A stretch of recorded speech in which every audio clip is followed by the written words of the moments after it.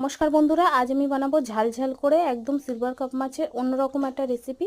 তো প্রথমে আমি মাছটা ভেজে নিয়েছি, তারপরে ওই তেলের মধ্যে গোটা জিরে দিয়েছি। জিরেটা লাল হয়ে গেলে দিয়েছি এখানে দুটো বড় সাইজের পেঁয়াজ।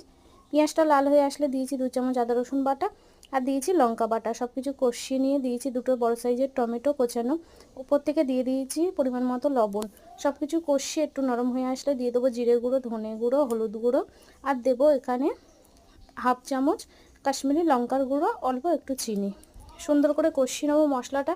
মশলা থেকে তেল ছাড়লে অল্প একটু জল দিয়ে আবারও 2 মিনিট কষিয়ে নেবো। কষানো হয়ে গেলে উপর থেকে ভেজে রাখা মাছগুলো দিয়ে 2 মিনিট নাড়িয়ে চাড়িয়ে উপর থেকে দিয়ে দেবো জল পরিমাণ মতো।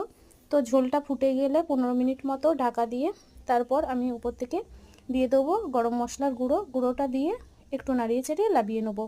তো এখানে একদম স্পাইসি মাছের ঝাল রেডি, সিলভার কাপ মাছের।